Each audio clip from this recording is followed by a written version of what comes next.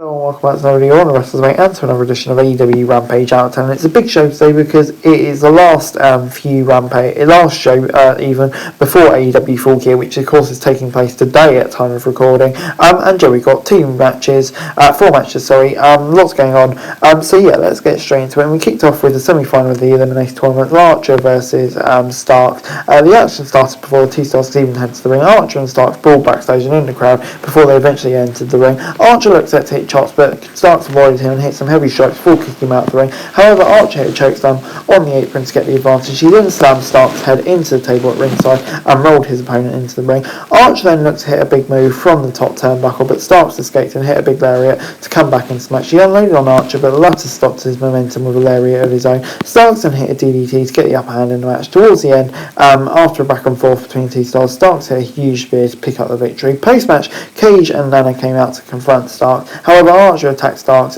from behind and laid him out with a chokeslam on the steel sets at the ringside area. So yeah, the heels all kind of ganging up on Starks here, but still 7 out of 10. This was a really good match. Starks getting rid of the opposition, but yeah, it's good to see stars like Archer and Cage back on TV and potentially doing some stuff interesting. And it's just a really fun match overall to kick off the show. It was then FTW time, Hook versus Lee Moriarty. Both men squared off in the middle. Hook took down Moriarty and then locked in a knee bar, but Moriarty escaped. The champion kept up the pressure with his mat-based offense during the initial stages, but a distraction from Stokely allowed Moriarty to come back into the match after hitting a big boot. The latter then hit a forearm strike before applying an Abaddon North stretch. Moriarty then looked set to hit a running strike, but Hook took him down with a lariat. He then hit a series of punches and followed out with a Fishman throw, and towards the end Moriarty hit a diving knee drop for a 2 count. And then got another close count via a roll up. He then applied a submission move, but Hook reversed it and applied the Red Ram to retain his title. Hook seems to be getting into longer matches now, and no issue with it. It gets 6 out of 10 from me. This did its job, I suppose. Nothing much more to it. Another Hook win, so yeah, I'll give it 6 out of 10.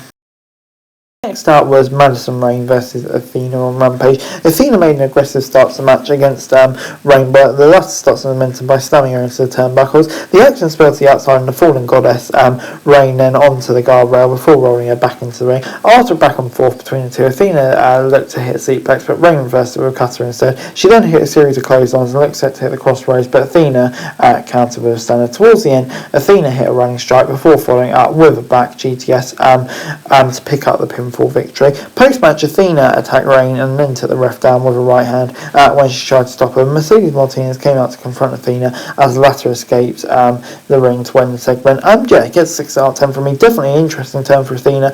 Kind of intrigued to see where that goes. The whole storyline in this match was really interesting. Decent match as well. So yeah, enjoyable stuff. 6 out of 10. It was then time for the main event, Eddie Kingston and Ortiz versus Juan Akiyama and Konosuke Takeshita back in AEW. Great to see both of them. Kingston and Takeshita started the match respectively. The two men squared down before Takeshita tried to kick Kingston down with a shoulder tackle. However, Kingston wasn't phased and hit a belly space suplex instead. Ortiz and Akiyama then tagged in. Akiyama unloaded on Ortiz and hit a pile driver on the latter. Takeshita then tagged in as he continued to make the momentum for the team. Ortiz came back in the bout with a suplex on Takeshita before tagging in Kingston. Kingston and Takeshita hit DDT for a 2 count. After a back and forth, Takeshita hit a lariat and tagged in Akiyama, who was also retaliating with shots of his own. Takeshita then hit a Blue Thunder Bomb on Ortiz and all 4 men were down on the mat at one point in the match. Towards the end, Akiyama and Kingston brawled, but the latter was taken out. Akiyama then hit a knee strike on the back of Ortiz's head and followed up with an explosive suplex to pick up the victory. This gets 7 out of 10 from me. It's so great to see these two in AEW, and just created a really fun main event, which was always going to be a bang match, and that's exactly what it was. So 7 out of 10, great stuff. Overall, AEW this week gets a 7 out of 10 from me. I thought it was really good show this week. Lots going on. The first match and the last match were really great. Bits in between as well. Definitely like Cena, interesting turn there. Hook getting into more matches. So on the whole, I thought it was a really good episode of Rampage. But anyway, guys, that's it for the video. Thanks very much for watching. So like, share, subscribe, don't forget to comment, summary, follow this show for daily wrestling news. Subscribe to my channel, subscribe, really greatly appreciated. Thanks very much for watching. Peace out.